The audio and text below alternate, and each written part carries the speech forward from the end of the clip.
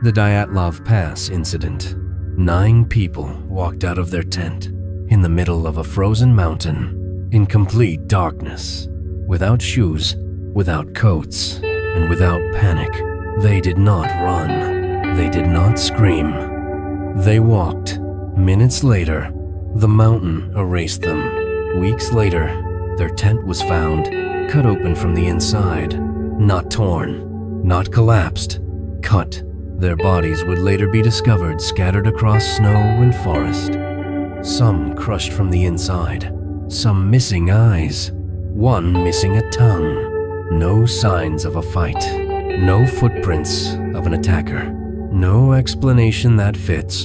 Tonight, you will hear every clue, every decision, every mistake, and at the end, you will decide what forced them to leave that tent. Because whatever happened on that mountain did not end in 1959. Some mysteries shout, others whisper. The Dyatlov Pass Incident does neither. It simply waits. In February of 1959, deep in the frozen Ural Mountains of the Soviet Union, 9 experienced hikers disappeared. Weeks later, their bodies were found scattered across snow and forest. What investigators uncovered did not answer questions. It created them. This is not a story about what we believe happened. This is a story about what we know and how those facts can be understood in very different ways. The group was young, but not reckless. They were students from the Ural Polytechnic Institute, trained hikers, winter expedition veterans. Their leader, Igor Dyatlov, was careful and methodical. He documented everything. Their journals show no fear, no panic, no sense of being watched. Photographs show smiling faces, calm moments, ordinary progress. This is the first clue. Nothing suggests they expected danger. On February 1st, the group made camp on the slope of a mountain called Kholat Syakhl. In the language of the local Mansi people, the name means Mountain of the Dead. They could have descended into the forest for shelter. Instead, they chose the open slope. Strange, perhaps, but not fatal.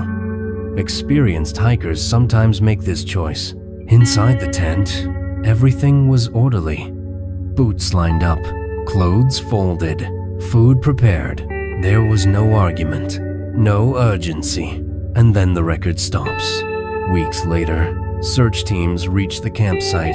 The tent was still standing, but it had been cut open. From the inside, this detail changes everything. In sub-zero temperatures, a tent is survival itself.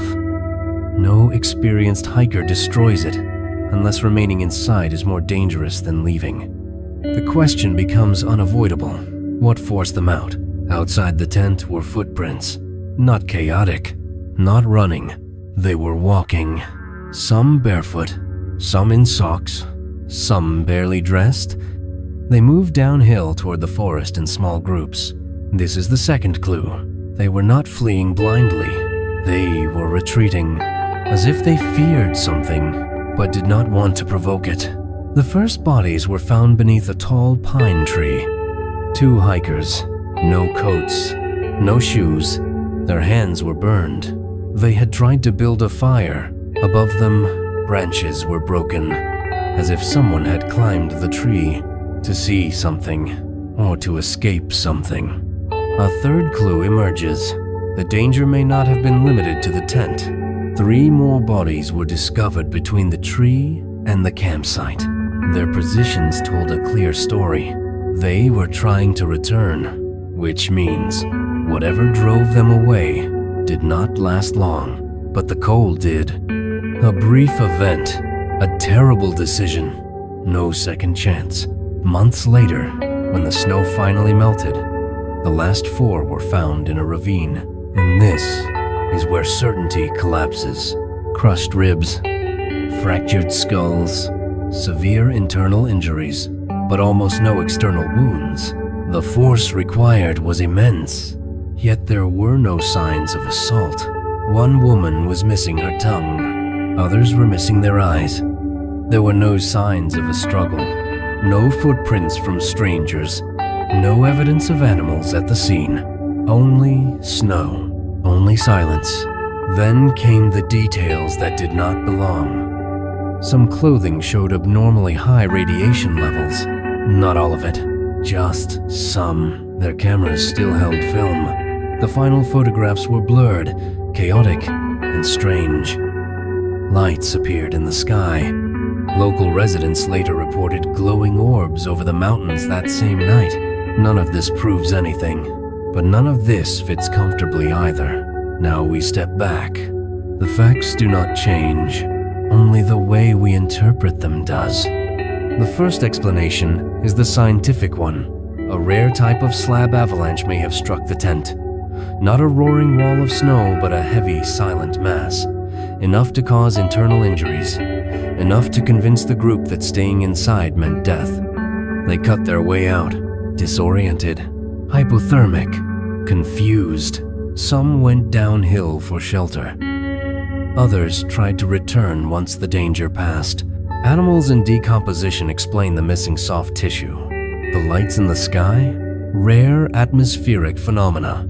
No conspiracy, just nature. And one small miscalculation in a place where mistakes are fatal. And yet, some details still resist this explanation. The second interpretation is darker. In 1959, the Soviet Union conducted weapons testing in remote regions. Some declassified documents suggest experimental aerial detonations, weapons that left no crater, weapons that produced powerful shock waves. A blast like this could cause internal injuries without external wounds.